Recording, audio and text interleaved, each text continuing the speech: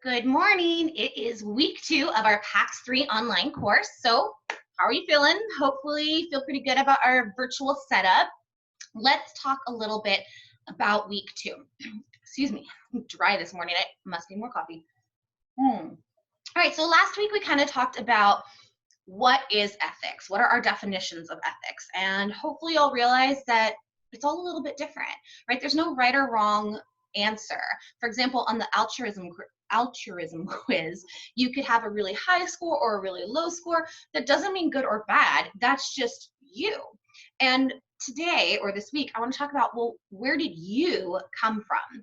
And I don't mean biologically. I mean your moral development. Where did those morals and those decisions about your ethics come from?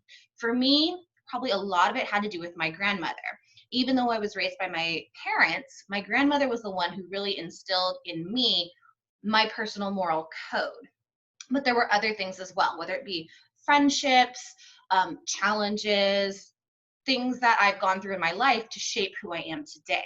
And that's really what we're talking about in week 2. So I'm going to go ahead and click on this just to kind of introduce you to the week.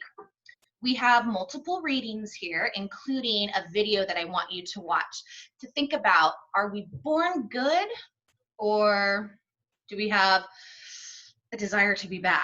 And then our homework, we have our online discussions.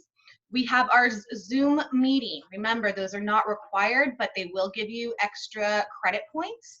And each week, it's 1 point for a total of 10 points at the end of the session, which could change a grade on a paper from a B to an A. So that's kind of important.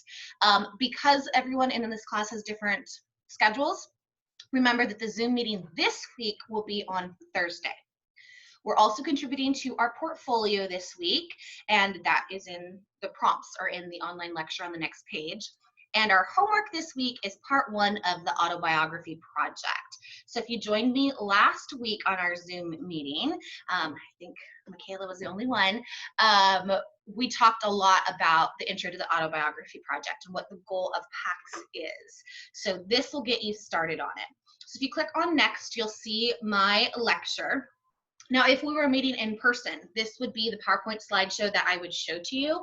And the journal entries, the portfolio entries, would be things that we'd write in class, but also things that we would discuss. So all of the journal entries are meant to help you in the discussion area and meant to help you in our big writing assignments. So keep that in mind. So again, you'll go through my lecture here. On the next page is our online discussion. I want to remind you, you're graded on content and participation. This is a writing class, so the content includes things like grammar and mechanics, but it's also whether or not you show me you're reading the assignments. So the discussions have to do, again, with the lectures, with the readings. So that's kind of what you're proving to me in your initial post. And then all the peer responses are the way that you earn participation and attendance. So I need more than just a simple, yes, I agree. The whole point of the participation is to keep the discussion moving forward, just like we would do in a live class. So that's kind of the point of the discussion there. And then again, our homework this week, this one I want you to really think about. This is your autobiography. This is everything that has happened in your life to help shape who you are. So I want you to keep in mind, I am not going to share this content with anyone. This is private between you and me. I'm the only person that will see this. And I want you to be as honest as possible. I am not going to judge you. I am probably the least judgmental person you will ever meet. So please be open and honest with me, because this is your chance to really be therapeutic, to help yourself get over some of the things you've experienced and to share them with someone else. So you're not being graded on anything that you have done in your past. If you have some shadows in the past, that's totally okay. You're graded on the quality of your writing, because this is a writing course and I am an English professor. So I'm looking to make sure that you're writing grammatically accurate, that you're using transitions, that you're using an introduction, body, and conclusion, that it's cohesive, that the paragraphs work as strong individual paragraphs. But then again, I'm also looking to make sure that you've done the standard. So it's 3 to 5 pages in length, double spaced, well organized, etc.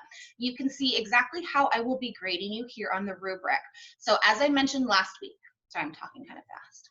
I really try to break down your grades in the A, B, C, D, F range because I want to be as transparent with you as possible.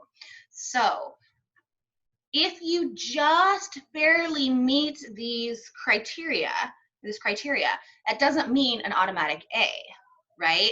An A means you've shown mastery of that. You've exceeded any type of expectations, which of course I put B as well. The C range is really like you met that objective, right? So please let me know if any of these categories are confusing or you have questions about them. Oh, my dog is barking.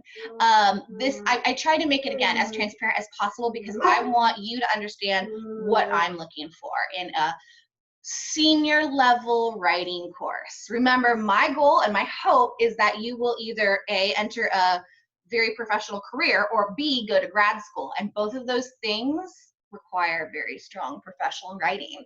So that's what I'm looking for. If you have any questions, let me know. Remember, we're meeting on Thursday for Zoom, and I can answer questions live in that area. All right, guys, I will see you online. Have a great week.